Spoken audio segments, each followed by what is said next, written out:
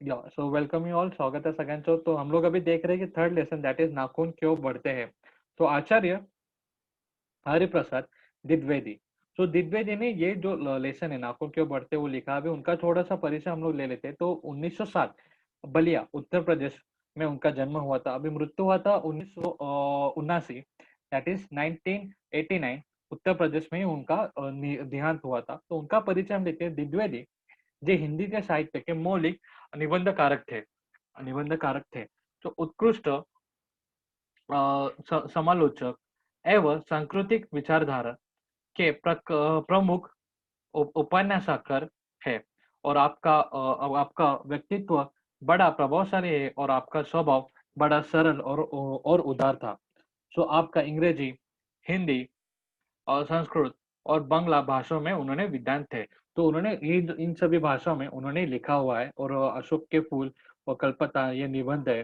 तो भानभट्ट की आत्मकथा, सॉरी, पूर्णवन्ना और इन प्रकार के बुक्स उन्होंने लिखा है. तो ये हुआ तो छोटा सा परिचय उनके बारे में, जो है आचार्य हरिप्रसाद, सॉरी, हजारी प्रसाद, हरिप्रसाद ने हजारी प्रसाद दिग्वेदी. तो हजारी प्रसाद दिग्वेदी ने क्या क्या लिखा है. और ये जो निबंध लेखक वो जो लिखते थे, यानी निबंध में अपना जो विचार आहे ते मांडत होते. निबंधामध्ये ते आपला जो विचार होता ते मांडत होते. तर त्यानुसार आपण बघूया की नाखून क्यों बढ़ते इस लेसन में, यानी इस निबंध में, हम लोग बोल सकते हैं, निबंध भी बोल सकते हैं, उसमें उन्होंने क्या लिखा है लिटरली. तो हम लोग वो देखने वाले हैं. तो सब लोग ध्यान दीजिए. तो हम लोग अभी पढ़ रहे हैं कि बच्चे कभी कभी चक्कर में डाल देने वाले प्रश्न कर बैठते हैं. अल्पतः पिता बड़ा दयनीय जीव होता है. पिता बड़ा ही अल्पज्ञ पिता बड़ा दयनीय जीव होता है. मेरी छोटी लड़की ने जब उस दिन पूछ लिया कि आदमी को नाखून क्यों बढ़ते हैं, तो मैं कुछ सोच ही नहीं सका. हर तीसरे दिन नाखून बढ़ जाते हैं. काट दीजिए. वे चुपचाप दंड स्वीकार कर लेंगे. पर निर्लज्ज अपराधी की भांति छूटते ही फिर जैसे के तैसे हो जाते हैं. आखिर ये इतने बेहया क्यों है. तो देखो या ठिकाणी आपण बोलू शकतो. तो देखो इस जगह पे हम लोग देख पा रहे हैं, अगर रीड कर पहला पैराग्राफ अगर हम लोग रीड करें तो हम लोग देख पाते हैं कि लेखक के बेटे ने उनको एक सवाल पूछा. लेखक के बेटे ने उनको ये सवाल पूछा कि आखिर हम हमारे नाखून क्यों बढ़ते हैं. मतलब बच्चों की, मतलब तुमच्याच वयाचे मुलगी आहे ती पण.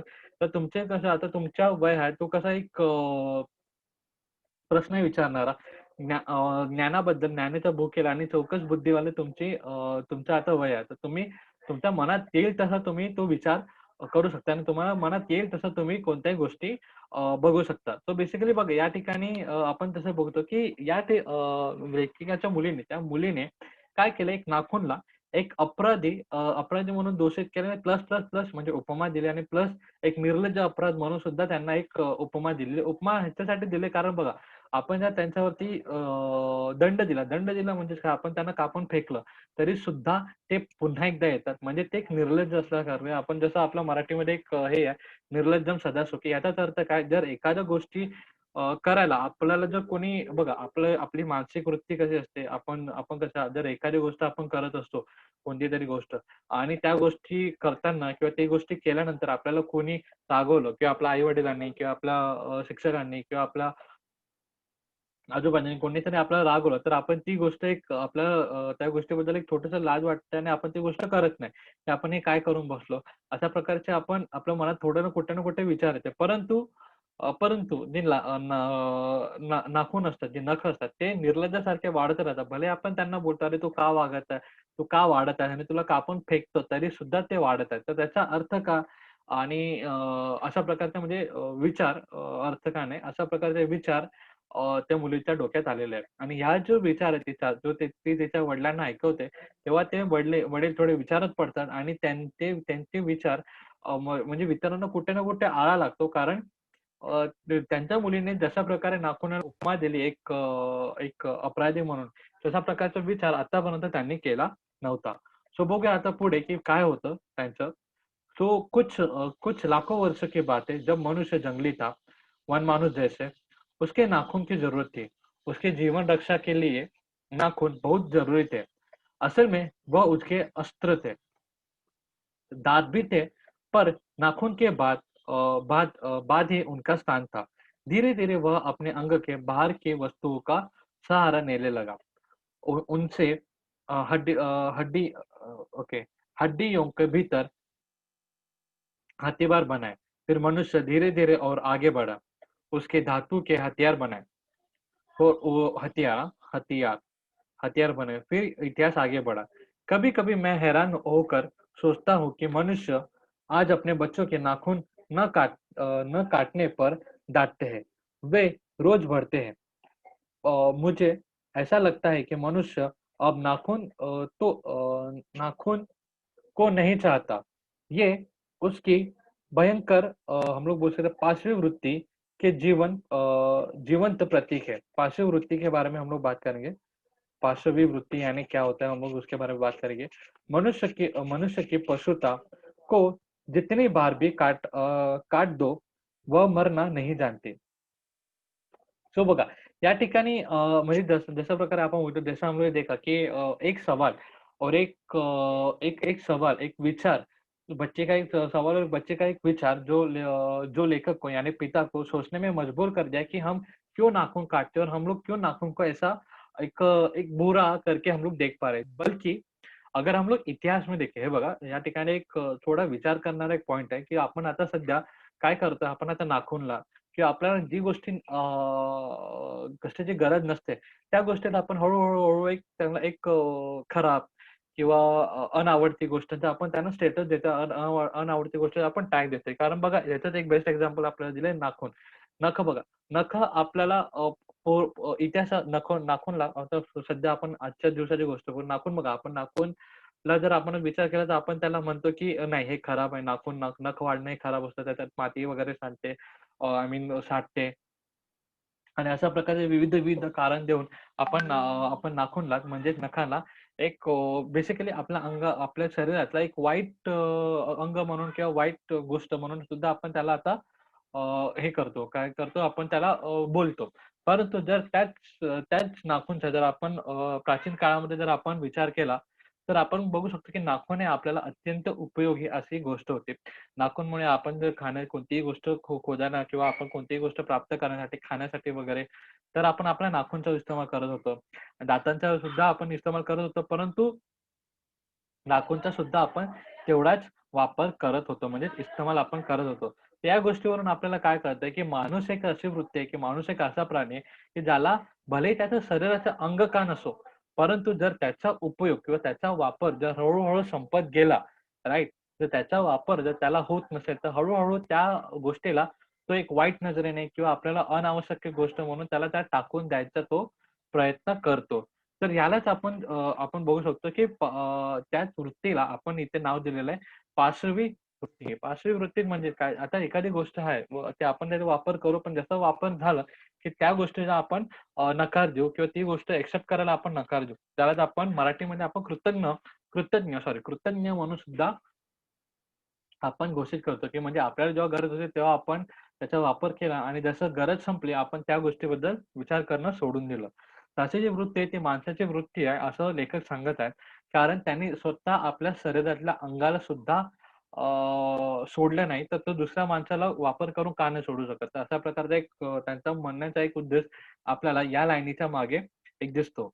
राइट. आता आपण पुढे बघूया, हे काय? अगर आदमी अपने शरीर की, मन की और वाक की अनायास घटने वाली वृत्तियों के विषय में विचार करे, तो उसे अपनी वास्तविक प्रवृत्ति पहचानने में हम लोग बोल सकते हैं सहायता मिले। मनुष्य के नख बढ़ने के लिए जो सहायता वृत्ति है, वह उसके पशुत्व का प्रमाण है। उन्हें काटने की जो प्रवृत्ति है, वह उसकी मनुष्यता की निशानी है. तो या वाक्यामध्ये किंवा या पॅराग्राफमध्ये आपल्याला काय दिसतंय, की आपण जर व्यवस्थित विचार केला आपल्या बॉडीचा, आपल्या शरीराचा, आपल्या मनाचा, आपल्या वागण्याचा जर आपण व्यवस्थित विचार केला, आपण जर बॉडीचा स्ट्रक्चर वगैरे त्याचा जर आपण व्यवस्थित विचार केला, तर आपल्याला कळून येईल, की आपण ही कुठे ना कुठे प्राणीच आहोत. राइट? तर आपण पण कुठे ना कुठे प्राणी आपल्याला सगळ्यांना माहिती आहे की मनुष्य हा सर्वात पहिले माकड होता. मग हळू त्यांनी प्रगती केली. पहिले तो सर्वात पहिले हड्ड्यांचे म्हणजे मेलेल्या प्राण्यांच्या हड्ड्यांचा हत्यार म्हणून वापर करत होता. नंतर त्यांनी धातूंचे हत्यार बनवायला लागले. नंतर आता बघा आपल्याकडे हत्यारांचे खूप काही प्रकार आहेत, की म्हणजे गोळ्या आहेत, हे आहेत, बंदुका आहेत. अ, मग तलवार-गिलवार हे अशा प्रकारचे खूप काही नवीन-नवीन हत्यारे आलेत. त्याच प्रकारे आपण बघू शकतो, की मनुष्याच्या जर शरीराचा जर आपण विचार केला, तर कुठे ना कुठे आपलं शरीर आणि प्राण्यांचं शरीर हा सेम आहे, राइट? कारण मनुष्य हा सुद्धा एक प्राणीच आहे. तो काही वेगळा नाहीये, की प्राण्यापासून तो काही वेगळा नाही. माणसामध्ये जे घटना आहेत, माणसामध्ये जे पाय, हात-पाय, रक्त, डोळे वगैरे आहेत, ते सेम आपल्याला प्राण्यांमध्ये सुद्धा आढळून येईल. प्राण्यांना सुद्धा हात-पाय आहेत. प्राण्यांमध्ये सुद्धा रक्त आहे, प्राण्यांना सुद्धा डोळे आहेत, प्राण्यांना सुद्धा मेंदू आहे, की जे गोष्ट आपल्यामध्ये आहे, तीच गोष्ट आपल्याला प्राण्यांमध्ये दिसते. ह्याच्यावरून आपल्याला काय कळतं, की मनुष्य हा सुद्धा एक प्राणी आहे. आणि त्याचंच एक उत्तम उदाहरण म्हणजे, की मनुष्याचे वाढते नख. की ज्या प्रकारे बघा प्राण्यांचे किंवा पक्ष्यांचे आपण वाघ, सिंह, हत्ती, घोडे वाघ, सिंह यांचे हत्ती घोडे नाही, ओके. वाघ, सिंह, हत्ती या लोकांचे जसं आपण नखं बघतो. नखं जसे त्यांचे वाढत जातात, त्याच प्रकारे मानवाचे सुद्धा नखं वाढत जातात. हा जो हे जे माणसाचे नखं वाढणे, हा जो ही जी घटना आहे किंवा ही जी गोष्ट आहे, हे आपल्याला सतत इंडिकेट करते, हे आपल्याला दर्शवते, की आपण सुद्धा एक प्राणीच आहोत. आणि या नखांना आपण जे कापतो आणि जी आपली कापण्याची सवय आहे, त्याला आपण मनुष्यता म्हणजे आपण वेगळे का आहोत प्राण्यांपासून? कारण आपण आपले नख किंवा आपल्याला न लागणाऱ्या गोष्टी आपण कापू शकतो. तर अशा प्रकारे एक हेलो सर। हाँ, सर हाँ, बोला बेटा। सर न तो देखो मेरा मन पूछता है कि मनुष्य किस ओर बढ़ रहा है? देखो अभी जो जो मैं पॉइंट आपको बोला कि आदमी मतलब मनुष्य अगर उसको ज़रूरत नहीं रहेगी तो खुद के अंग को भी वो काट के फेंक सकता है। तो दूसरे लोग या फिर दूसरे लोग क्या चीज़ है उसके लिए, राइट? तो देख सकते हैं तो अभी आगे देखते हैं तो मेरा मन पूछता है कि मनुष्य किस ओर बढ़ रहा है? पशुता की ओर या मनुष्यता की ओर? अस्त्र बढ़ाने की ओर या अस्त्र काटने की ओर? मेरी निर्बोध बालिका ने माँ ने मनुष्य जाति पे ही प्रश्न किया है। जानता है नाखून क्यों बढ़ते हैं? क्यों जानते हो नाखून क्यों बढ़ते हैं? यह हमारी पशुता का आप लोग क्या बोल सकते हो उसको अवशेष है। मैं भी और पूछता हूँ, जानते हो ये अस्त्र-शस्त्र क्यों बढ़ रहे हैं? ये हमारी पशुता की निशानी है। स्वराज्य होने के बाद स्वभावतः ये हमारे नेता और विचारशाली नागरिक सोचने लगे हैं कि इस देश में अच्छे अर्थ में हम लोग देखें अर्थ में सुखी कैसे बनाया है। तो देखो यहाँ पे हम लोग देखते हैं कि हमारी परंपरा, फिर महिमाई और संस्कार उज्ज्वल है क्योंकि आपने आप पर ओके क्योंकि अपने आप द्वारा लगाए हुए बंधन हमारे संस्कृति की बहुत बड़ी विशेषता है। तो देखो ओके तो देखो यस तो देखो अभी यहाँ पे हम लोग को एक बड़ा बताया गया ये हा जो पॅराग्राफ आपण बघितला या पॅराग्राफ मध्ये बेसिकली एक मोठा एक आपला विचार आला की आपण जे थिंकिंग आहे आपली जो वे ऑफ थिंकिंग आहे त्याला हेलो थोडासा सर। हाँ बोला सर तो देखो ये जो हम लोग अभी पॅराग्राफ पढ़ा आता जो आपण पॅराग्राफ वाचला तो काय करतो तो बेसिकली आपला जो वे ऑफ थिंकिंग म्हणजेच काय जो आपला विचार करण्याची जी पाथ आहे विचार करण्याची जी आपली रचना आहे ती एकदम बदलते म्हणजे कसं करते की बघा आपण या ठिकाणी लहान मुलीच्या प्रश्नावर विचार करता करता आपण सुद्धा म्हणजे लेखक सुद्धा हेच विचार करतोय की आपण कोणत्या साईडला चाललोय बघा कारण आपले नख वाढतात ते ह्याचा अर्थ काय की आपण प्राणी आहोत परंतु जे नखं आपण कापतोय ह्याचा अर्थ काय झाला, की आपण मनुष्य आहोत. कारण आपण थोडेसे वेगळे आहोत प्राण्यापासून. कारण आपण काय करतो, आपल्याला ज्या गोष्टीची गरज नसते, ती गोष्ट भले ती आपल्या शरीराचे का नसो, परंतु आपण त्याला काढून फेकू शकतो किंवा आपण त्याला हां, बरं बेसिकली काढून फेकू शकतो. परंतु तीच गोष्ट बघा जर प्राण्यांमध्ये बघितलं तर प्राण्यांचे नखून जेव्हा वाढतात तर ते बेसिकली तुटतात किंवा काय होतात परंतु ते स्वतःहून ते नखून कापू शकत नाही अनलेस ऑर अंटिल जेव्हा ते चावून वगैरे कापतात किंवा खाऊन वगैरे त्याला कापत नाही तर अशा प्रकारचे आपण एक माणसामध्ये आणि प्राण्यांमध्ये एक थोडंसं बदल बघू शकतो परंतु हाच बदलला जर आपण थोडा पुढे घेतला तर आपण बघू शकतो की आपण कोणत्या ओरकडे चाललोय. आपण प्राण्यांकडे चाललोय का आपण म्हणजे पशुता की ओर जा रहे हैं कि हम लोग मनुष्यता की ओर जा रहे हैं, क्योंकि यहाँ पे हम लोग हमारे नाखून काट तो रहे हैं, बराबर, लेकिन उसके साथ-साथ हमारी जो वृत्ति है, हमारी वृत्ति कौन से कि कोई भी चीज़ों को इस्तेमाल करके हम लोग बाद में उसका तिरस्कार करते हैं या फिर उसको हम लोग भूल जाते हैं। तो इस प्रकार की जो वृत्ति है वो मनुष्य की बढ़ रही है।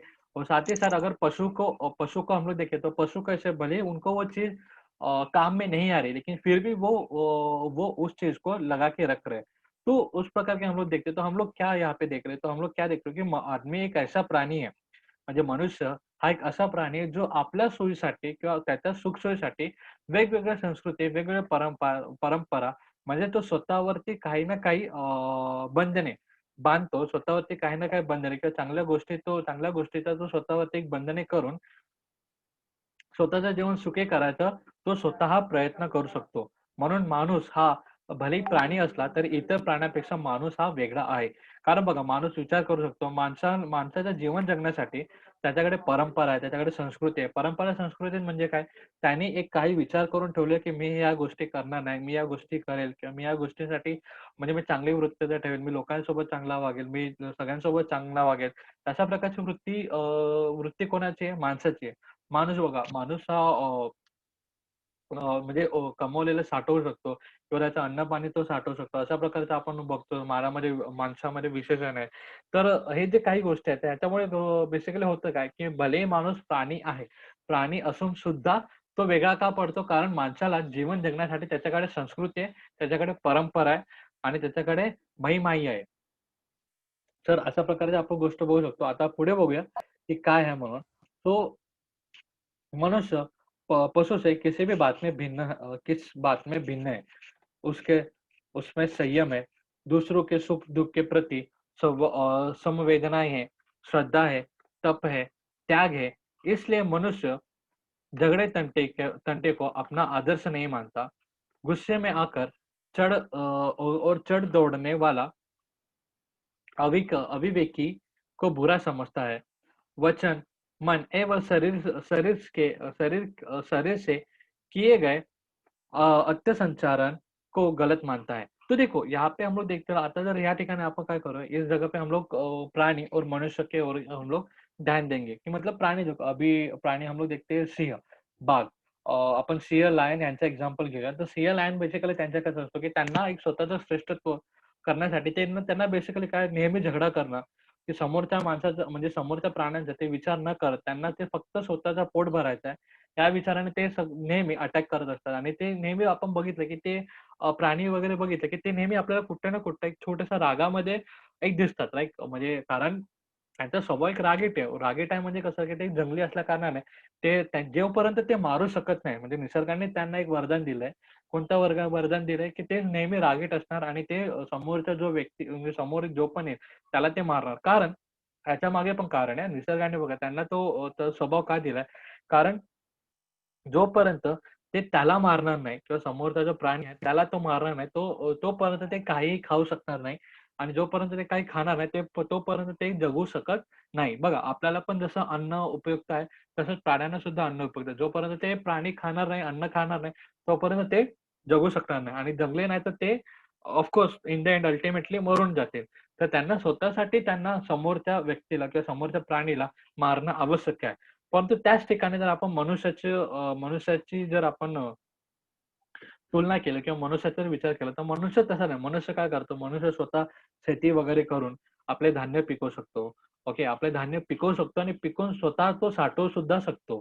साठवून तो नंतरच्या काळामध्ये तो वापर सुद्धा करू शकतो. परंतु वापर सुद्धा करू म्हणजेच काय, मनुष्य हा दुसऱ्या मनुष्यावर किंवा दुसऱ्या प्राण्यावर आपल्या स्वतःच्या जीवनासाठी किंवा स्वतःच्या अन्नासाठी तो अवलंबून नाहीये. आणि त्यासोबतच मनुष्य दुसऱ्यांदा जर आता समजा, की मला जर दुःख झालं किंवा मी उदास असेल, तर तुम्हाला कळणारच आहे, की सर आज कोणत्या ना कोणत्या गोष्टीमुळे उदास आहेत किंवा सरांना आज काहीतरी सर आज नाराज दिसतात आहे. सरांमध्ये ती ऊर्जा दिसत नाही, उत्सुकता दिसत नाही किंवा त्यांचा तो एक ऊर्जा दिसत नाही, की जे नेहमी असते. तर ते जर ऊर्जा नसेल तर तुम्हाला कळेल. कारण तुम्ही मनुष्य, मी पण मनुष्य, आपल्यामध्ये ती एक स हे काय आपल्यामध्ये संवेदना आहे आपल्यामध्ये ती फिलिंग्स आहेत, आपल्यामध्ये ते संवेदना आहेत, आपल्यामध्ये संयम आहे, आपल्यामध्ये तप आहे, आपल्यामध्ये श्रद्धा आहे.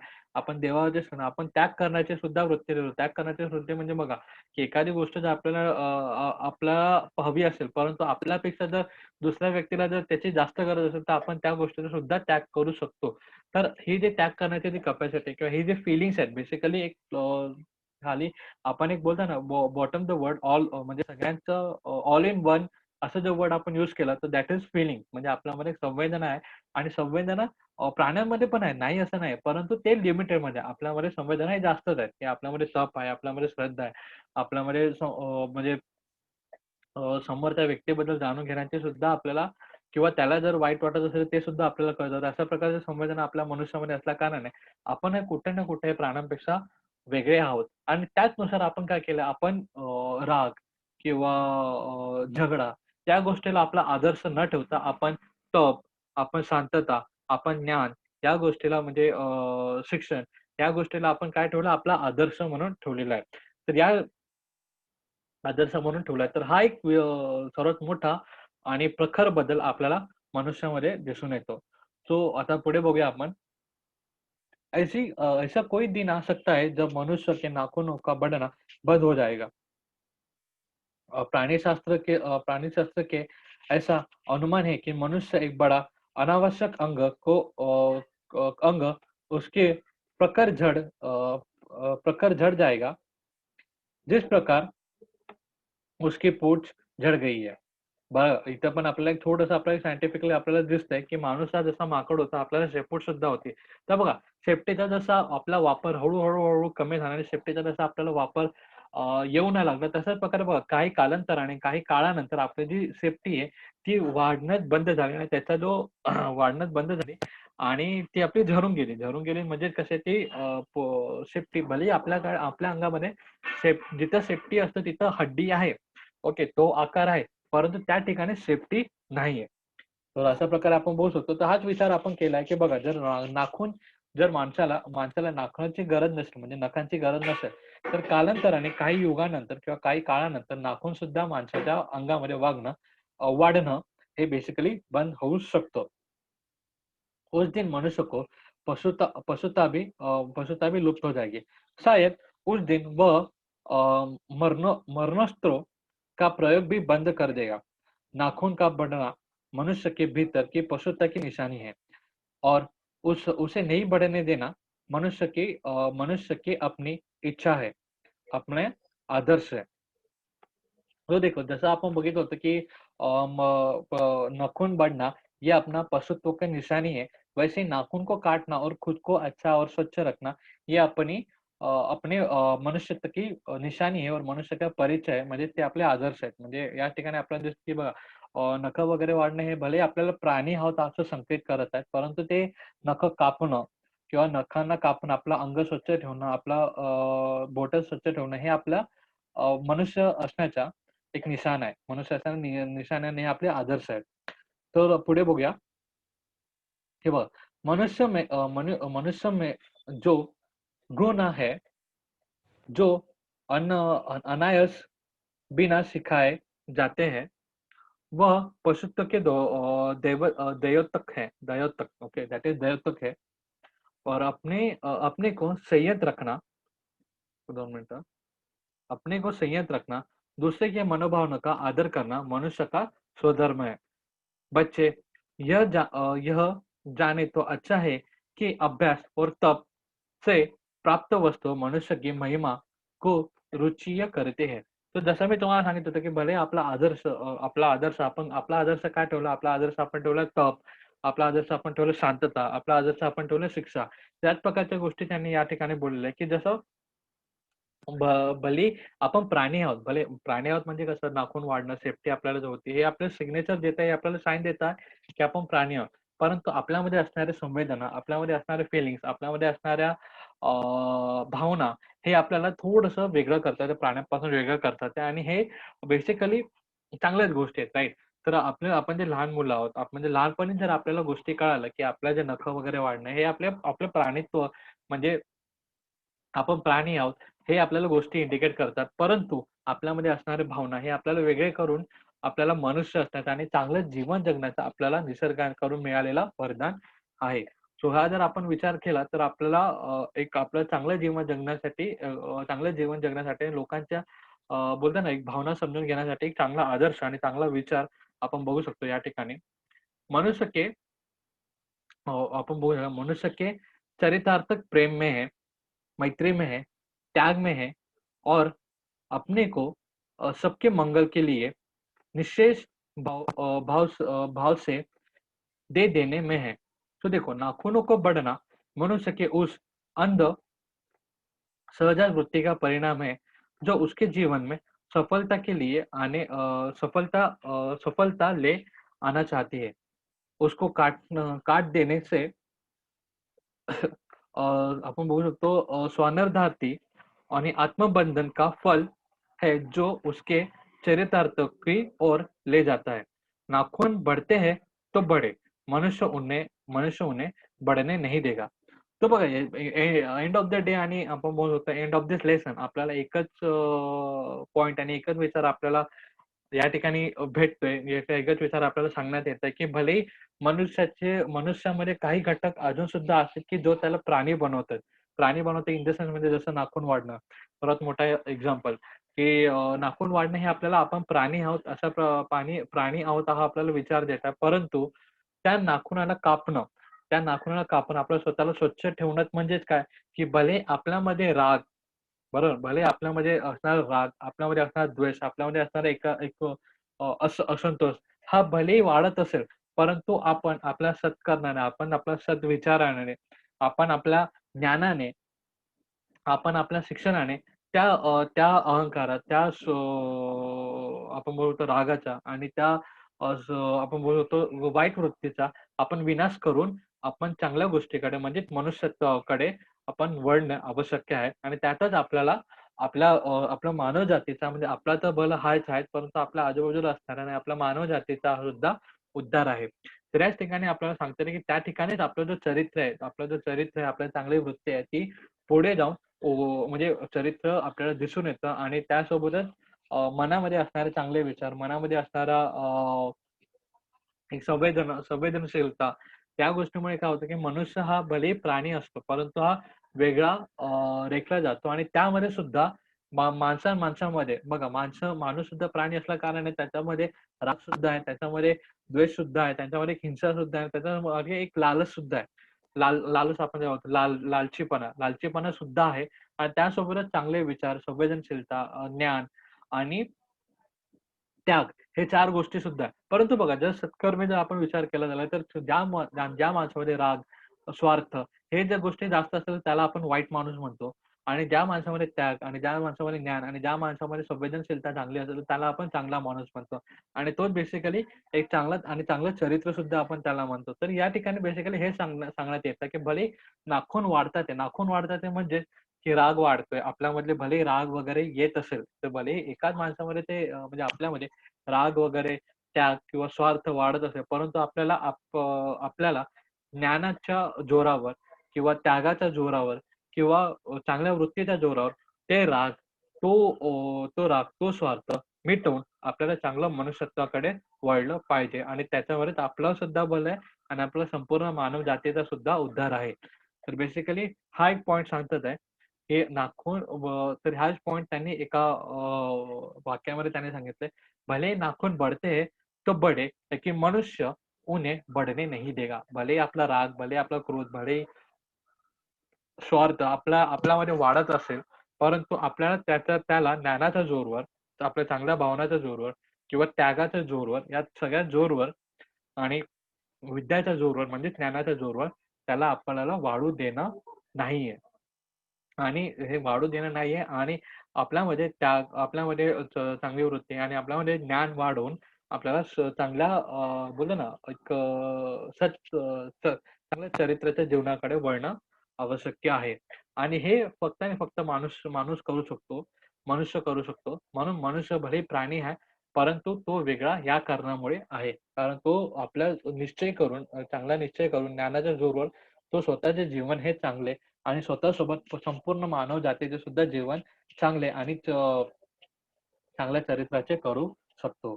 तर हा आपला लेसन होता बेसिकली सेकंड लेसन जिसका नाम है नाखून क्यों